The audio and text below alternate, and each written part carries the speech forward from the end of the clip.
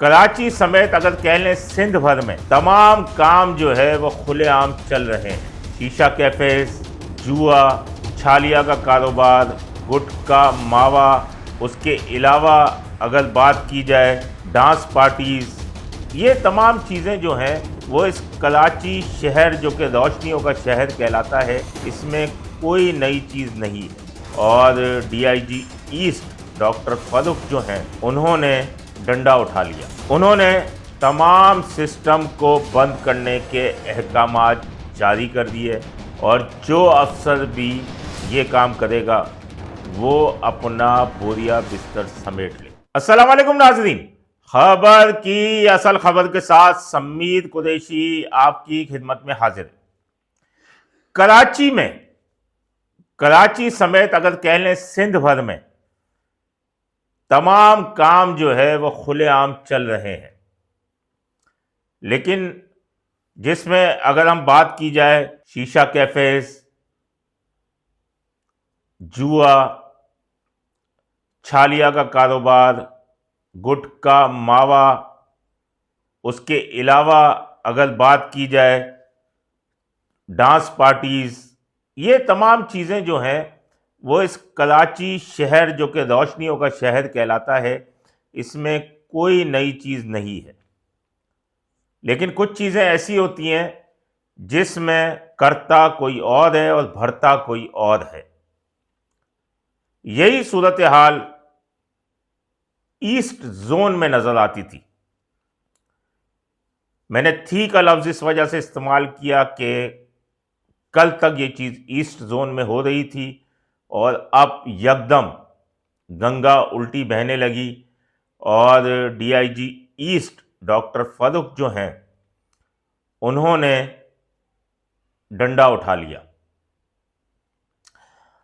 انہوں نے تمام سسٹم کو بند کرنے کے احکامات جاری کر دیے کہ ایسٹ زون میں کسی قسم کا نہ کوئی گٹکا چلے گا، نہ ماوا چلے گا، نہ جوا چلے گا، نہ شیشہ چلے گا، نہ اسمگلنگ کا دھندا ہوگا، اور جو افسر بھی یہ کام کرے گا وہ اپنا بوریا بستر سمیٹ لے۔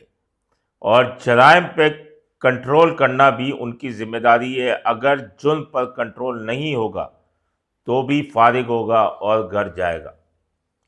انہوں نے سب سے پہلے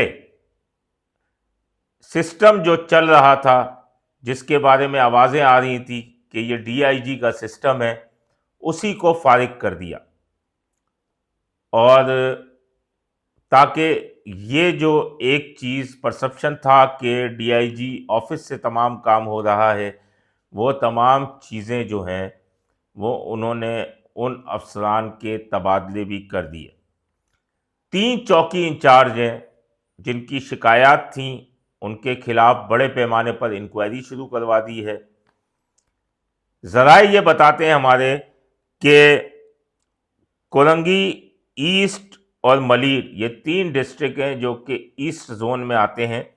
یہاں پر شیشہ، جوا، منشیات کا کام تمام بند کرنے کے احکامات جاری کر دیے، جس کے بعد گٹکا ماوا والے، منشیات والے، انہوں نے اپنا کام سمیٹ لیا ہے۔ اور ایسٹ زون میں بڑے پیمانے پر کھلبلی بھی مچ گئی ہے۔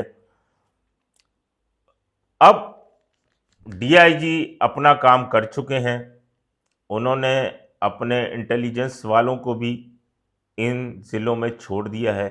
ان اضلاع کے اندر وہ اب رپورٹس دیں گے کہ کون کیا کرتا ہے، اگر انٹیلیجنس والے بکے نہیں تو، کہ کون کیا چلا رہا ہے، کہاں سے کیا ہو رہا ہے۔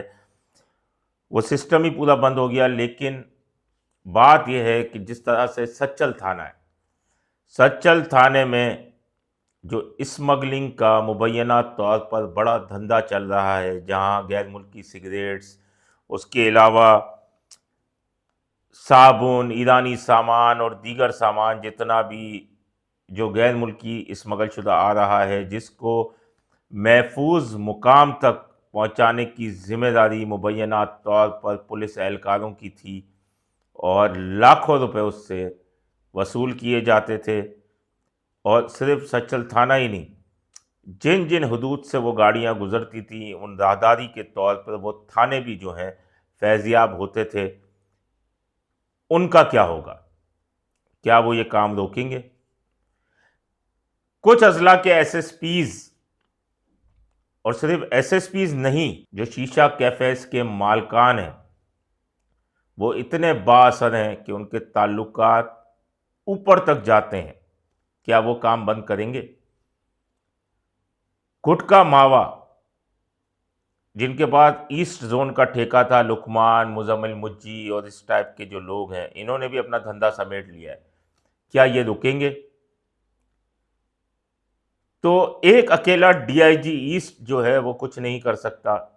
इसके लिए तमाम अफसरान को एक पेज पर होना पड़ेगा, जो कि बहुत मुश्किल नज़र आता है, लेकिन ये एक कोशिश है जो डीआईजी ईस्ट ने की है।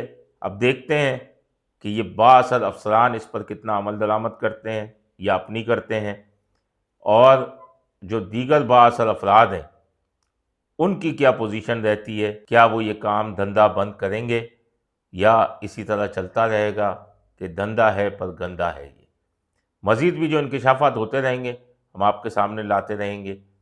अपने होस्ट समीर कुरैशी को इजाज़त दीजिए। अल्लाह निगहबान। Z110 न्यूज़, खबर की असल खबर।